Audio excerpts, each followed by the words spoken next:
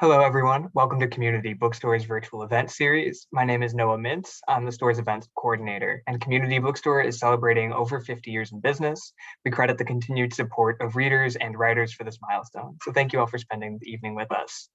I'm very thrilled today to be collaborating with some of the best indie bookstores in the country. That's Source Booksellers in Detroit, Raven Bookstore in Lawrence, Kansas, and Books&Books in Miami, to welcome Will Jawando for the release of My Seven Black Fathers, a young activist's memoir of race, family, and the mentors who made him whole, in conversation with Jelani Cobb. Now to some housekeeping before we get started. We've enabled Zoom's auto transcribe setting. So if your version of Zoom is up to date, hit the live transcription button at the bottom of your screen to enable closed captions. If you have any questions for tonight's guests, please click on the Q&A button, which is also at the bottom of your screen, to submit them. We will be asking those at the end of the program, so please don't be shy. There's also a chat box through which I will be posting links to buy tonight's book from each bookstore if you haven't already. And one caveat for tonight is that we're all at the mercy of our home internet connections, so please bear with any technical issues that might arise. We'll try to resolve them quickly. And finally, we have a great lineup of events planned for you this spring. So do head over to our website, communitybookstore.net, sign up for our newsletter to stay up to date. So now a little about tonight's guests, and we will get started. Will Jawando is an attorney, an activist, a community leader, and a council member in Montgomery County, Maryland, a diverse community of more than 1 million residents. Called the progressive leader we need by the late Congressman John Lewis, Jawando has worked with Speaker Nancy Pelosi, Senator Sherrod Brown, and President Barack Obama. His writing has appeared in the Washington Post and The Root and on BET.com.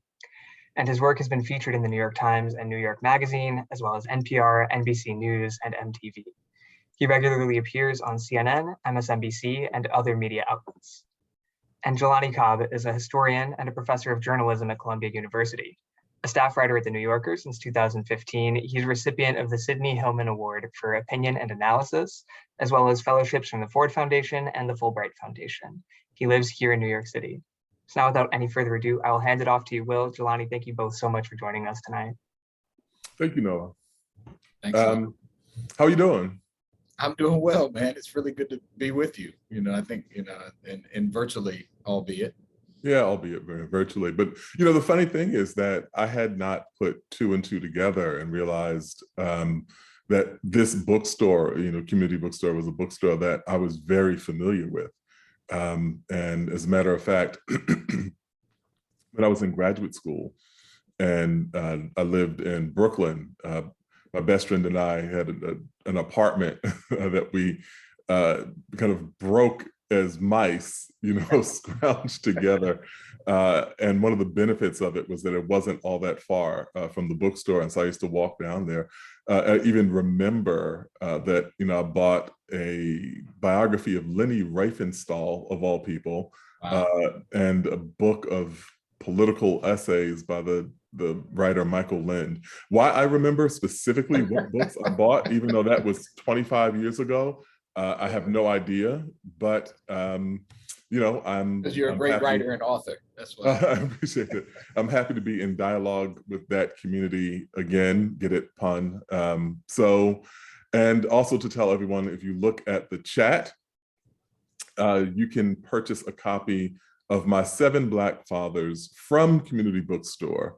And there's a link that you can click on there, support local bookstores, and, you can do that with relative ease. So how's it feel, your first book? It's a surreal feeling.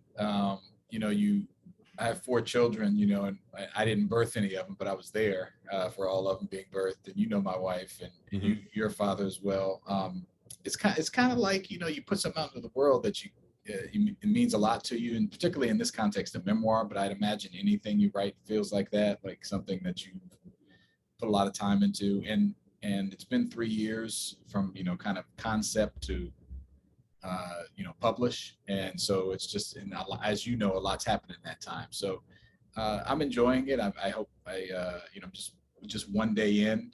Publication was yesterday, and this is our second event. So I really appreciate you doing this, but it's exciting. It's exciting. I think it's a message that hopefully will resonate, and like all good books, I think start conversations, get people thinking about their own lives, and hopefully be a call to action in some ways too. So I'm excited about it. Yeah, I mean, it's interesting, the process of a book that has never, been lost on me in, the time that I've been working in as a writer, is that there's this thing which is entirely hypothetical and theoretical. Something that, like, ideas that come to you in the shower in the morning, or on the metro, things that are rattling around in your head. And if you never open your mouth, they will just pass through your life the way random thoughts do. But instead, you sit down and write them down or jot them down or make notes and then pay attention to them. And weirdly enough, those things translate into an actual physical object. Right. And so it's this kind of miraculous transformation from something that is entirely personal and something that's entirely theoretical into something that is public and real, and that you can evidence. I always like to hold up the book when I'm doing these conversations and say, there you have it, with, this rather handsome photo on the front, I got mine too. I think it matches up almost, Yeah. So there it is. Michael Eric Dyson said yesterday at our event, Politics and Prose, he said, and of course he had to put this good looking picture on the front, like, So I was like, come on, man, Dating profile picture. Yeah, exactly. So yeah, go ahead. Yeah.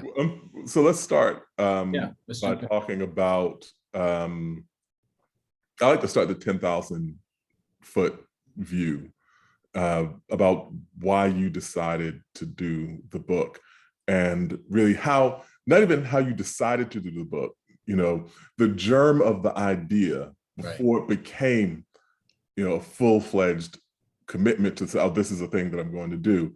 Like, how did that start? Yeah, that, it's funny, as you were talking about which was a beautiful way to describe it.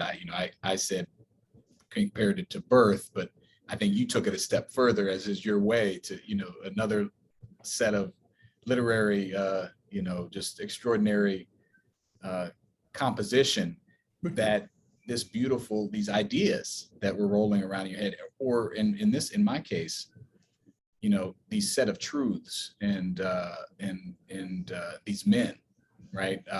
I always knew, from the time I encountered the first of my 7 Black fathers, from, obviously my biological father was since I was born, but, when I meet Mr. Williams in 4th grade, and going on through my time in the White House with President Obama, who was the last one that I profile, I knew that these men meant something very special to me, like that they had done something for me that was unique, but also very important in my life.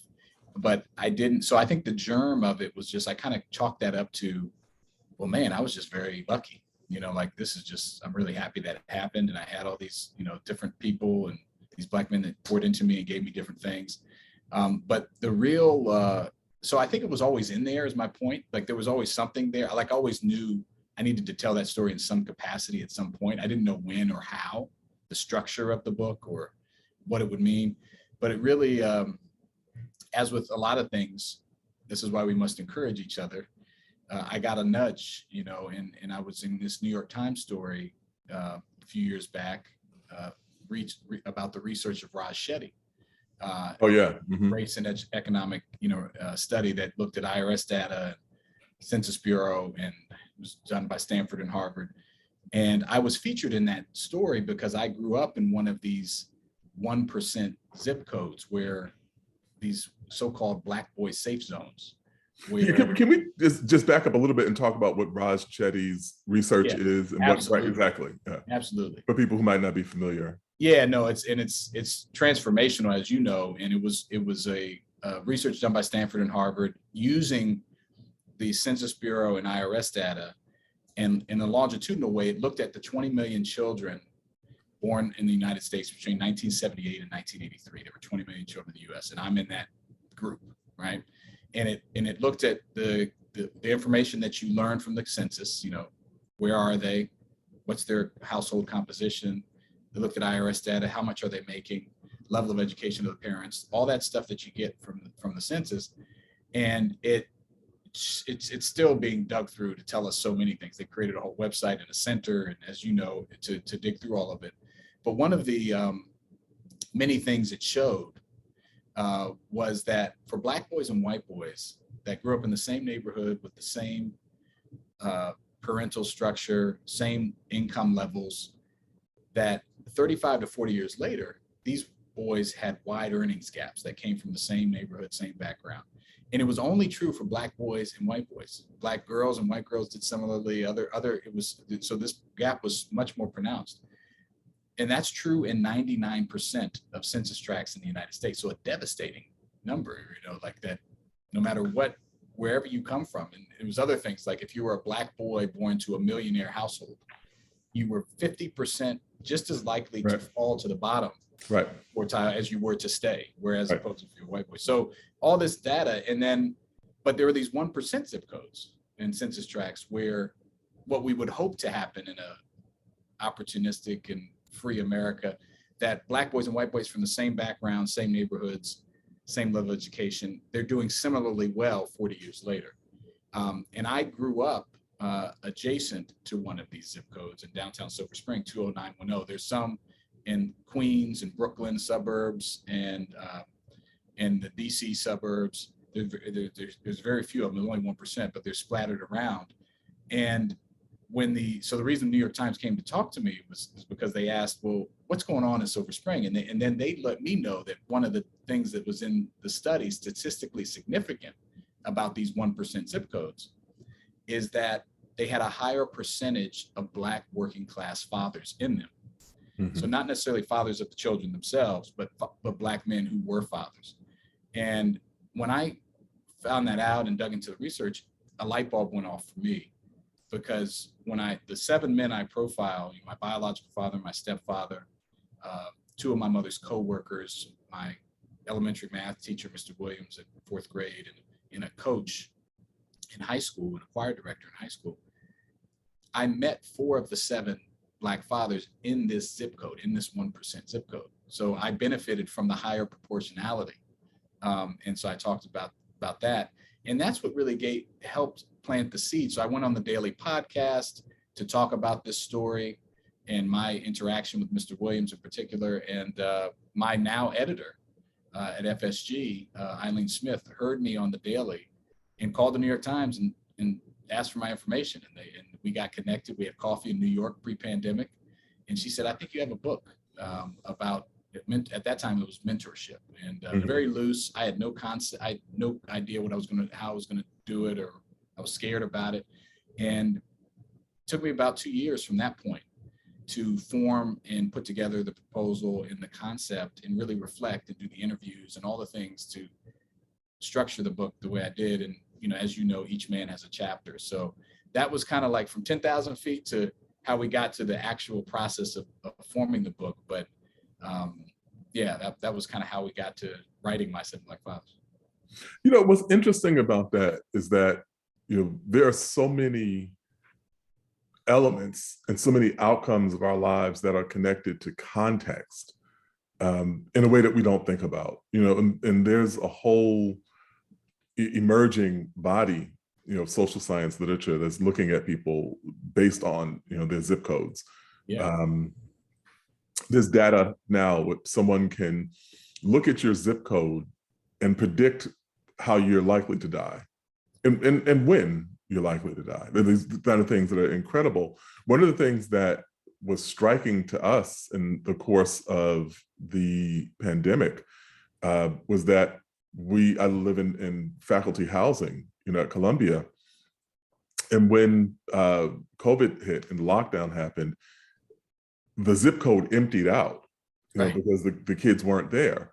Right. And also on the Upper West Side of Manhattan, many people have second homes. And so the entire neighborhood was like a ghost town. The building was like a ghost town. And consequently, there were very low COVID transmission rate numbers.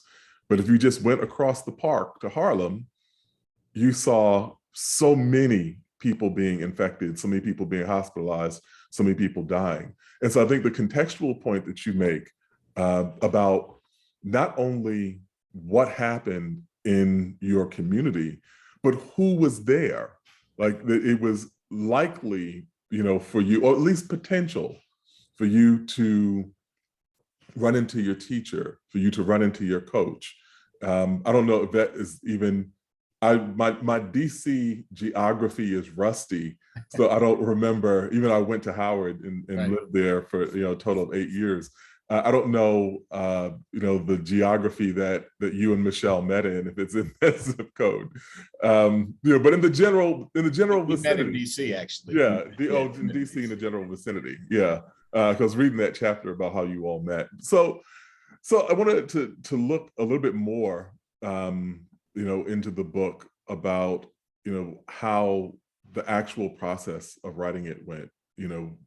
Did you kind of block out time, to do it? Like, what was the way that you, got the words to the page? It's so interesting. Like, this is, I'm seeing like these questions are, yesterday was very different than today. So it's just cool. I'm just excited to dig in a different way.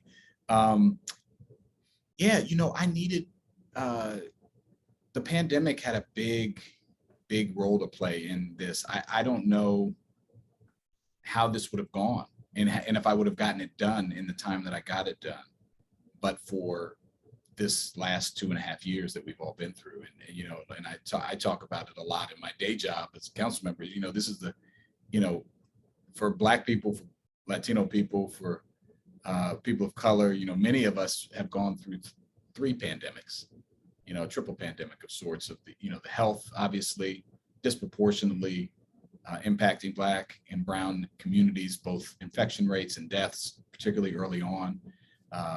Life expectancy for African American, we've lost almost 2 years of life expectancy nationwide as a result of this. And then you obviously had the economic fallout. 40% in one survey during the pandemic of Black businesses disappeared, right? Just washed away, right? Then you had the racial and social justice, obviously just uprising, and the pain and anguish of watching George Floyd murdered for 10 minutes plus, and Breonna Taylor and Ahmaud Arbery, and all that happened, the global outcry, and just having to process all that at the same time. I needed to write the book. I was thankful to have something, to channel, my story in hopes that, I also think this book is a very affirming book, in that with all the craziness around us, many of the things I just described are things that are large, systemic, things that we are dealing with. This was about, well, what did these men mean to me, and how did they make me who I am, and how powerful those relationships were, that they helped me counter for example, systemic racism and inequity that all of us encounter and deal with every day. And so I think the book really, it was late nights and weekends. I was doing my job as a dad and a council member. I was, being a local elected official during COVID was no joke. Deciding what opens and closes and all that. So I was very focused on that. But then in the evenings, I would come home and just, I would put the kids down, and then I would just stay up late and really dig into it. And it was, it helped me process the time that we were in. And so, I was mostly a nights and weekends guy, I would jot down notes, to your point, like in the shower, things come to you. And then I'd come back to it later. But yeah, I just did it. And I took my time, thanks to my great agent and editor, eventual editor, taking a lot of feedback, trying to get the proposal right. That was the first thing. It's like outlining the book, and that took the longest amount of time. And then writing it took about, 9 months after the outlining. But that outlining and get the concept together, that took the most time. What's interesting about this is that it's an affirming story, and looking at it from the vantage point that we just laid out with the Chetty research and the ways in which these men that you interacted with helped pave a different path for your life. But it starts out pointing to a very different set of outcomes. So can you just talk a little bit about your friend Kalfani and the way that you as a young person come to understand what exactly is at stake? Yeah. Kalfani was my best friend, and I talk about him in the introduction, but he's really, his story, I think, undergirds what the whole book is about in a way. He was my best friend. Meet him in 5th grade, and he was the cool kid, the great basketball player, the popular guy. And he took me under his wing, and we became really good friends. Also, son of Jamaican immigrants. His mom worked 2 jobs. She worked really hard to provide for him and his family. And I talk about in the book, he was what we call a decision kid, or what I call the decision kid, and I was a destination kid.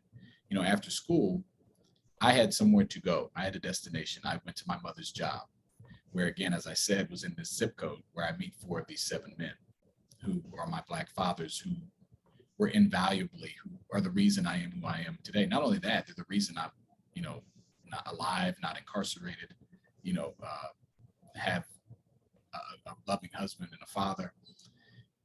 And Kalfani had to make a decision every day. Where was he going to go? What was he going to do? His mom was working as a night nurse and cleaning houses. What was he going to go? His dad was incarcerated, and it's a story that all of us, it's not an uncommon story in the sense that he eventually, as we got older, got involved in things he shouldn't get involved in, and got involved dealing drugs, and lost his life in a drug deal gone bad. And when we were older teenagers, and had lost, weren't as talking as much then, but I watched that happen, and all of us have friends for whom, many of us have friends for whom that path happened. But I often think about, in my own form of survivor's guilt, right? Like, what if Kalfani had these fathers, like these men, and the fact that he didn't?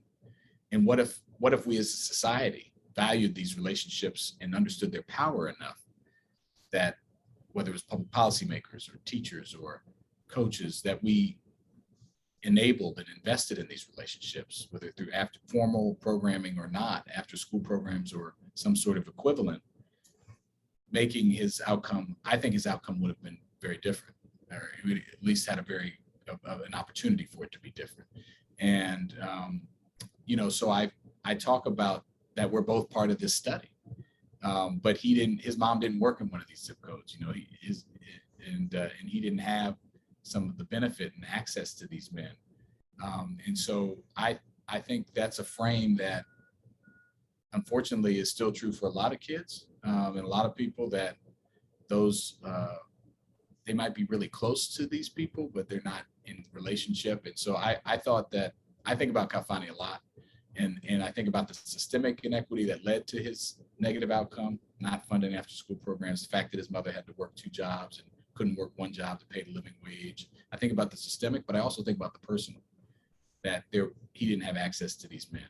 And it's something that I think about often. Do you feel responsible for him in any way? Like, what I mean by that is this, like, it's one of the tragedies of this reality that we live in is that, I was reading about Kalfani, and it reminded me of my friend Steve, who graduated with me and was shot dead 2 weeks after graduation. Also reminded me of my friend Jonathan, who grew up in my same neighborhood as me, was shot in the head when we were 16, and was killed. And then, Wardell, who was the kid who I used to walk to school. We went to the same elementary school, and I was the older kid. So he would walk, I would stop by his house and get him, and he would walk with me because I could cross the streets with him. Right. And he made it to 24. and was shot. And I feel, in a sense, for the stuff that I do, that I'm responsible for them in some way, of the world that never got to know them. They never got to live the lives that they could have. And I wonder if that is a sensibility that you feel any time. Yeah, I appreciate you sharing that. And I feel responsible. I think I mentioned this is, this survivor's guilt. Like, obviously, everyone makes their own decisions, but you think about, like, well, what if I would have taken them with me more to when I went to, what if I would have done X or Y, or try to be intentional? But we were all kids, right? We were all just trying to get through it the best we could. But I don't mean like in that sense, but I mean in a sense of like responsible for living your life. Oh, absolutely. Because they never got to. Right. Yeah, absolutely. Not like responsible for death, of course. Yeah. Right. But, absolutely. I think, my like go-to talk when I talk to young people is like, I tell them the story. It's an animating. I'm in public service today. I became a lawyer. I've done almost everything I've done professionally and in large part personally as a husband and father. That was a core motivating moment for me, and he wasn't the only one I lost, but he was the closest, I say in the book. And absolutely, I want that outcome not to not happen for more young people and all people. But, that's our experience. We grew up and it didn't have to happen. That's the thing. And I almost feel more responsible the older I get, because I learn more and more that it didn't have to be that it didn't have to be that way. Right. There's things that we could do and could have done and can do now to lessen the likelihood of that. Right. It doesn't have to be it doesn't have to be fact that a Black man, by the time they're 21, half of us have been arrested. That doesn't have to be the way we operate, but it is what happens now. So yeah, I definitely feel a responsibility in everything I do. And it tied into this book for sure. It's why I put it in the introduction, because it frames like the power of these relationships of fathering in all of its forms. And, it doesn't always look the same. It's one of the goals of this book too, is that to expand the definition of what fatherhood is, and to attack these racist tropes and stereotypes that have been driven into us as part of a larger effort to justify the dehumanization of Black and brown people, and particularly Black men and boys, that they're so powerful that they can literally be the difference between life and death. And I think this is a part of this is the core. If there's one core message in this book and that I try to demonstrate through my life and through the stories I tell, is that's the power of these relationships. So, I wonder if we could talk a little bit about the men who are in your life. And I guess to ground this, there's a complicated relationship with your biological father. And I wonder if you could talk about, his presence, his absence, the dynamics that went into that, and how it set up a space for these 6 other men who play these pivotal roles in your life. Absolutely. Yeah. I describe him in the book as an absent presence, right? That duality, that he was physically there early on. My parents separated when I'm 6 years old, but that he was, he was not engaged. He didn't have a relationship with his father. He came over to this country from Nigeria in the late 1960s, on the tail end of the Biafran Civil War. Found his way to Hays, Kansas, where my mom was born and raised, in a farm town, and went to Fort Hays State University. And they moved east to Silver Spring for understanding of their interracial relationship. But they had never really done. Your mother's white, your father's Black, Nigerian. Mother's white, white from Kansas, African dad, wife named Michelle. That's really where it stops. There's not. I was going to get to that. But yeah, so I don't really have much of a relationship with him. I think in large part because he didn't know how to have one, number one, but also because he was severely depressed and had never really achieved. He was dealing with racism on the job and just expectations that he didn't live up to, and a whole range of things. And so when by the time they separate, I have no relationship with him. And then our contact is kind of reduced to bi-weekly trips to, Roy Rogers in the weekend kind of thing. And so that created the void for these men to step in. So starting with my stepfather, Joseph Jacob, who's chapter 1, who is, if you talk about my dad, my biological father, and the way I used to separate it in my mind as a child, I ended up calling my biological father Daddy and my stepfather Dad eventually, after calling him Joseph for a time. And he was the opposite. He was super engaged with me. First Black man that took time to care about what I thought and said and did and spend time with me. And it was at a time when I was starving for it, desperate for it. And who loved my mother, and who, my mom met him at a new job she had started, this same job. And actually it's funny, this same job in this zip code, I meet 3 of the 4 at that job. Joseph, wow. He's the printer there of the newsletter publishing company. Dean is the IT manager, and Jay is the reporter. And so I meet them all in that building, in that zip code, which is just a crazy thing. But so that father loss that I experienced really leads to my father's gained in these men.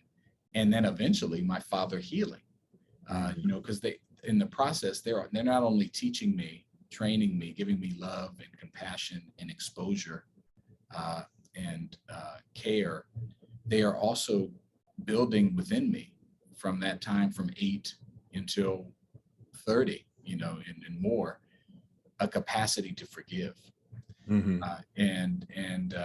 My father, my biological father, is the 7th chapter, and I tell the story of that path. But hold on, because I want to build up to that. I'm deep in. I'm going in. I'm going too much. Right, you're going in. I do want to say one thing really quickly, which is that you can submit your questions now through the Q&A, because we're going to pivot to questions from viewers in 12 minutes or so. But there's a really beautiful moment that you talk about with Joseph, your stepfather, who gives you a piece of advice early on about kind of navigating the emotional terrain of your relationship with your biological father. And what if you could talk about that? Yeah. So he was very, it's always this balance of not making people read the book, right? So make sure you read the book. I'm not giving you anywhere near what's in the book.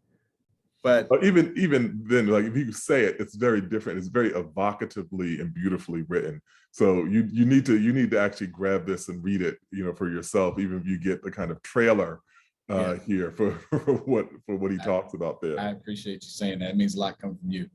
My stepfather was Joseph was very understanding, just in a general way, and also specifically, which I'll talk about, of, that he was my stepfather and that I had a biological father, and that, he knew, he never, talked bad about him, never would, use an opportunity, which would have been very easy, particularly early on. When you read this book, you see some of and I'm very honest about some of the interactions between my mother and my father, and some of the pain and hurt, especially early on. And he never took advantage of that. He never he never tried to distance me from my biological father or say negative things about him. And he, what he really did is just demonstrate through his love and attention for me. He just showed me what it was to be a father, and demonstrated that. And I always appreciated that, even at the time. I tell this, story in the book about how I became to call him Dad. And he was, I was calling him Joseph for a long time, because like any kid who's 8 years old and his mom, parents have divorced and it's unstable, and I didn't want the change. I wanted it to be worked out with my biological father, right? I was not happy about it initially, and I was calling him Joseph, and then at some point he said, "Look, you're going to call me Mr. Jacob, sir, or dad." And so I was furious. I was like, I'm doing anything but dad. And I called him Mr. Jacob and sir for probably, several weeks. And then I finally, something just clicked and I acquiesced and started calling him dad, because I realized that even at that young age that he was my dad. He was doing all the things.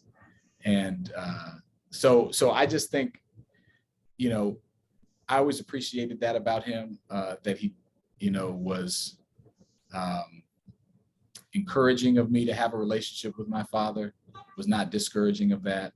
And I think ultimately that was probably step one of me on the path to forgiveness with my dad. Sorry, I have to mute because I am in Manhattan, so no problem. There's a steady stream of sirens.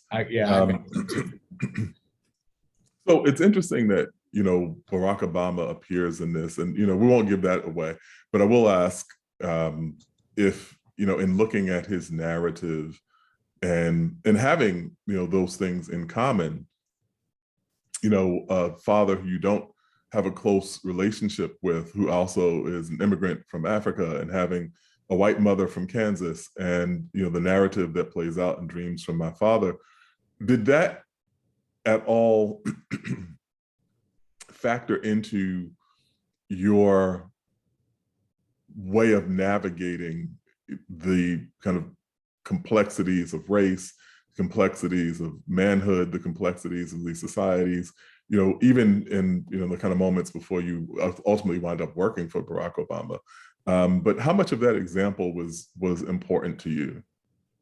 Yeah, and it's funny, as I was mentioning, we have some biographical similarities. Dad's from Africa, his is from East Africa, Kenya, mine's from West Africa, Nigeria. White mom's from Kansas. We married attorneys named Michelle, who were that's right, the attorney thing, right? Yeah, who are much more impressive than us. And you've met my wife, you know that. And and there's other similarities, but as far as our upbringing, I grew up in a very Black and brown environment, where there was, from an early age, unlike him, who grew up in Indonesia and in Hawaii and other places, and though he still had that yearning and search for his Black identity, it really comes later in life a lot, or as far as he really gets it later in life. Like, I meet Kalfani and I'm learning how to be Black and Black American, to your point, of like, through my classmates, through my neighborhood, through basketball, through my stepdad, who's go-go, so all that stuff's in there. And so very different upbringing. But yeah, there's certainly some similarities in that, the distance from the dad, and coming to terms with all that, and then also channeling it into like community service. Barack was very, he's chapter 6 in the book, and you read about the interactions with him, but he comes later in my life. I meet him in my mid-20s after watching him come on the national stage in Boston in 2004, when he said, among other things, that we need to eradicate the slander that a Black youth with a book is acting white. I had never heard anyone say anything like that ever. And I had also really related to that, being biracial and being bright in school, even though labeled as a trouble kid, for being, engaged in class.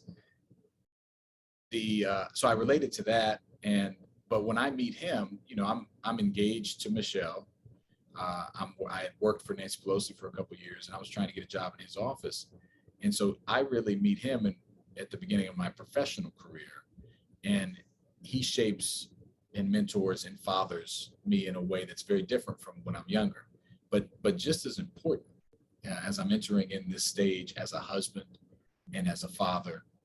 And balancing my professional life with that, by his example and what he was going through. that really was modeling for me. And eventually we have conversations about it and, read the book. But I think that's an important point, because these fathers span my whole life, and we need each other. We need this love, this passion, this care, this exposure, this mentoring, all the way through. And it comes in different shapes and forms and sizes. All these men are very different. They all give me very different things. We didn't talk about Jay Fletcher, but the reporter who is very intentional about making sure that I eat healthy. And he shows me my first bag of spinach that's steamed. I was like, what is that? I don't know what that is. Dean Sanwuya takes me to Nigeria for the first time. See, I wasn't bringing those up because I'm leaving some of the story out, but you go ahead. Well, good. So you got to read it. But anyway, the point is, they all give me different things. They're all very different people. And the duration of the relationships and when they occur is very different. And I think that's another thing about this. I hope we expand the definition of fatherhood, but also realize that it's an ongoing thing and it never stops. And whether I knew Mr. Williams 9 months, that's all I knew him. I didn't know his first name until I researched this book. Or I meet Barack Obama when I'm 25. They both fathered me, and they all gave me different things. It's interesting because the book is about two disparate themes that we don't typically associate. Because we started this conversation talking about Raj Chetty. I did, yeah. And that's social science, that's economics, that's macro forces. Systemic and structural racism, dynamics that collate society in particular ways and route people into like a propensity for particular life outcomes, negative life outcomes. And the rest of the book is about relationships. It's about human interaction. And so there's the faceless, anonymous policy and the functioning of institutions, and on the other side of it we have kind of human interaction. And what it made me wonder is, were you worried at all that people might say, well, racism is not so bad, you all just have to fix your communities, and actually, like, if people did the things they were supposed to do, they coached Little League and looked out for the kid down the street, then you all wouldn't be so bad off in the first place. Yeah, that was actually one of my biggest concerns as I wrote the book, and I was very aware of that. This is not a pull yourself up by your bootstraps story in the sense of like you said, if you just do the right things, because I thought it was very important to start and frame the conversation with the Chetty study, because that is one of the most definitive ones out there in the world yet, that shows that if you do all the things that you're supposed to do and have the 2-parent household and have all the excuses that are used, no, there's still this big earnings gap, particularly for Black boys. And so you can't use that excuse anymore. And I also am very honest in the book about talking about the systemic. There's a smattering. I'm a sociology undergrad, I'm a civil rights lawyer. That's in there, particularly as I come up through school. I went to 5 schools before I got to 7th grade, and I talk about that in the lives of myself and in others. But I think the back to the first question you asked, it's powerful and affirming to know that even in the face of the systems and the collating and the racism and the structures that lead to devastating outcomes, and the school to prison pipeline and over incarceration, and go down the list of things, not as the one thing George Bush said right, but didn't do the right thing with it, the soft bigotry of low expectations. Oh yeah. That's his speechwriter. I forget who it was. Right. Gave him that line. But even with all of that, there's this power in these relationships, in these men, particularly for Black men and boys, to help counteract that. Now, all that being said, I still had some almost moments, like we all do, like, it still wasn't easy, to achieve some level of moderate success, right, in life. But so I was aware of that.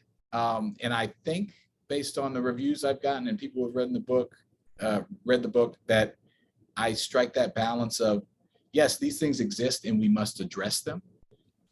But that in the meantime, let's also realize that there is this unique power in these relationships, that we can have some agency in and of ourselves to help counteract this systemic racism. It's not that it's not there and we don't need to address it.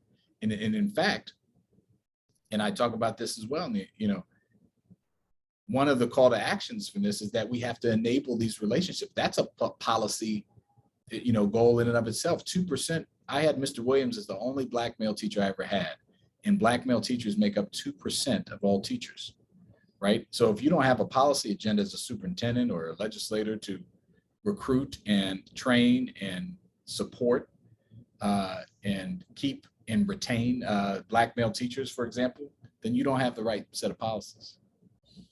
What's interesting, it reminds me of something that Colin Kaepernick said, and I'll just say this and then pivot to the questions. Colin Kaepernick, is a biracial kid, was adopted by a affluent white family and grew up in California and has this stringent critique of racism. And he said, when people would ask why it was him and not lots of other people in the NFL who would come from way more difficult circumstances, at least socioeconomically. And he said, it was because I got to see the difference. He said, so with Black people lay out this long list of things that you're supposed to do. And if you do all these things, then life will possibly maybe turn out okay for you. And he was like, but my father and my brother didn't have any prerequisites. They could just be, they could be who they were. Right. And the world accepted them on their terms. I mean, I really thought that was a very profound way of pointing to the distinction that you made, and saying, these things are a plan B, for how you mitigate problems that, quite frankly, you should never have had in the first place. That's exactly right. That's exactly right. Let me jump into the questions. Do you feel like there are specific lessons or ways of being that you learned from your own fathers that you were trying to impart to your own kids and mentees? That was one of my questions too. I'm glad you brought that up, audience member. Absolutely.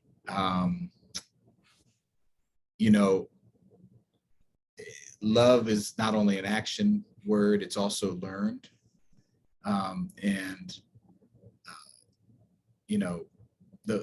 The ministry of presence, as we say in the church, just being there for someone and being intentional.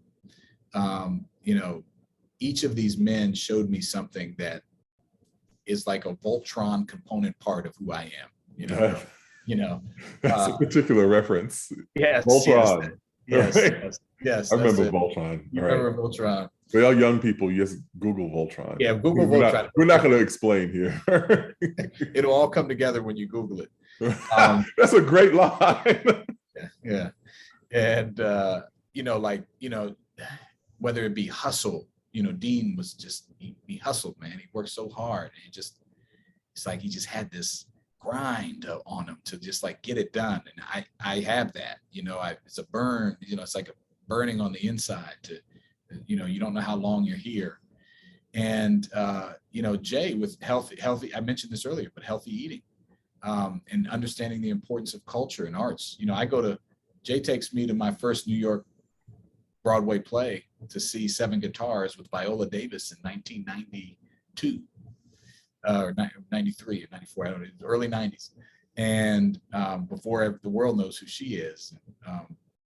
And just like exposing me to Black culture, August Wilson, and just in a way that I would have never had. Teaches me how to play tennis and backgammon Risk and all these game, chess, things that I just either just didn't have access to, didn't know about. So exposure to things. Wayne, in inviting me to sing in the gospel choir, to be an athlete and a singer, and an artist.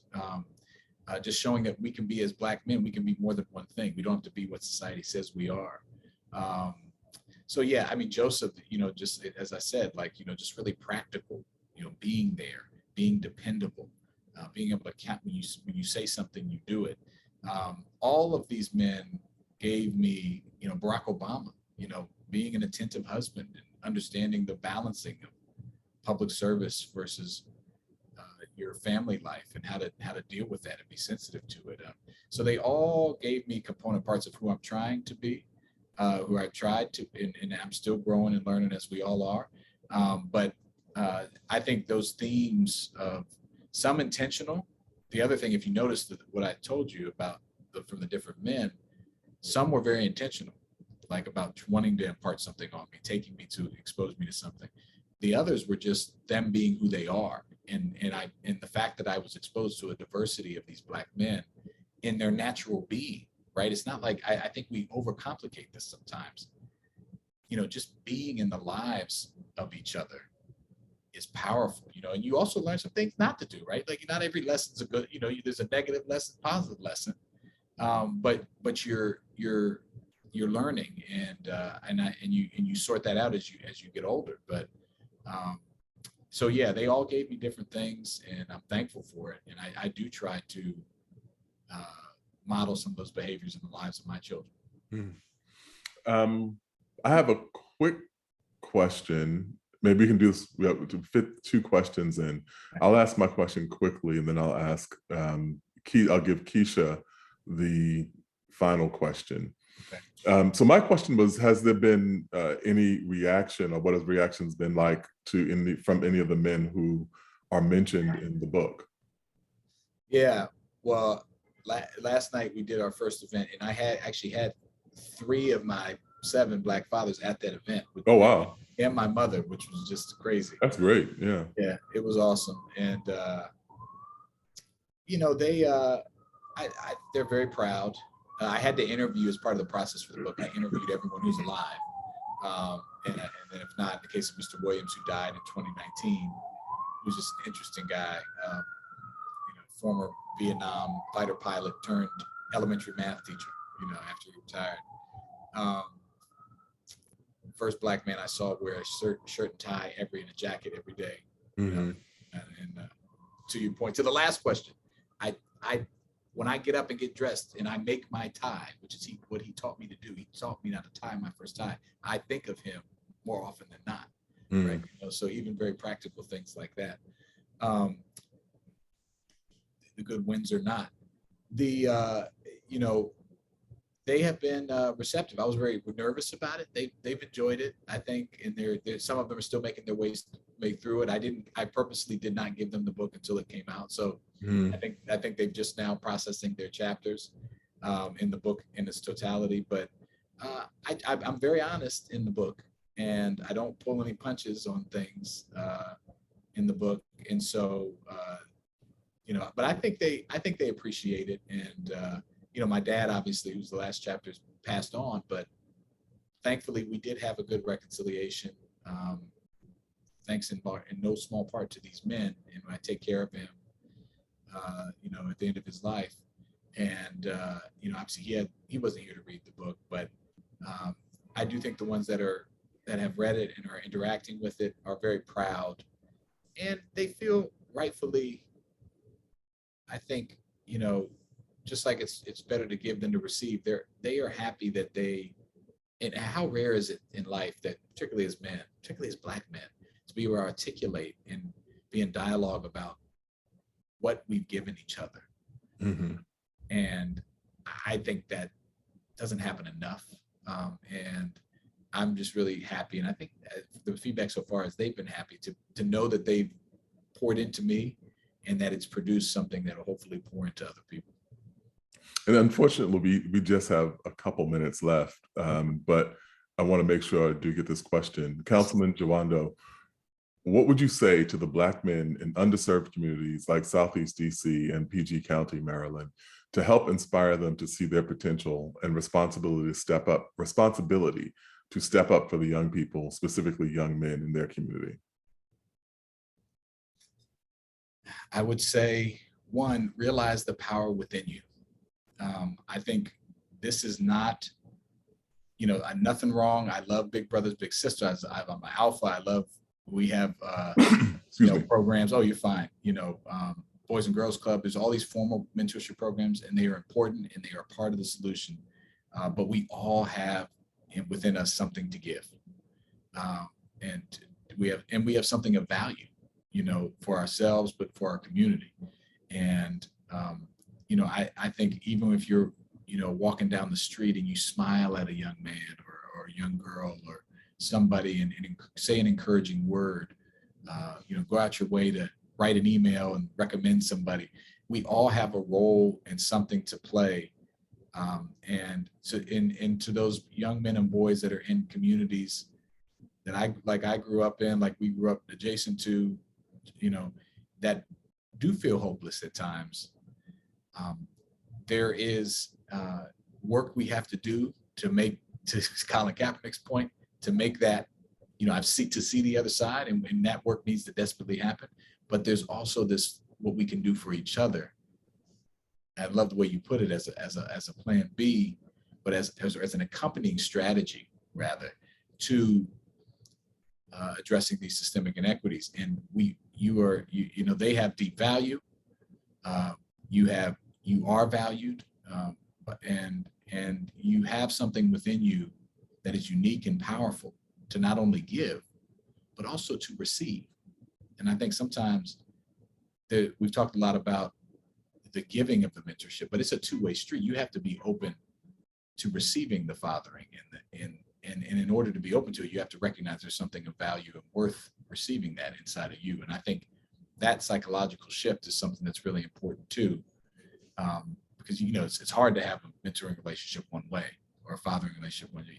You need to have it two ways. So be open, but also realize you have something to not only to give, be open to receiving. And I think if we did that and more of us realize that, and then we work on these systemic things as well, we'll get to a place where more of us are succeeding than not. Well, that is our last question, and Noah is back to wrap things up, and we want to say thank you to you, Will, for writing this wonderful book. And this is my galley copy, but you have. Yeah, I got to get you. I have a signed one of these for you. Yeah, I have a signed hard copy for you. Yeah, hard copy version of it there. And support your local bookstore, and get your copy at Community Books. Yeah, thank you both so much for a really wonderful conversation. This was such a pleasure to watch. Will, congrats again on the publication of your book. Those of you at home, please consider purchasing a copy of My Seven Black Fathers from your favorite indie bookstore, whether it's Community or Source Booksellers or Raven Bookstore, Books&Books, or your local shop. And we hope to see you at another virtual event really soon. Thanks again for joining us. Have a great evening, everyone. Thanks. Thanks, Jelani. Thanks, everybody.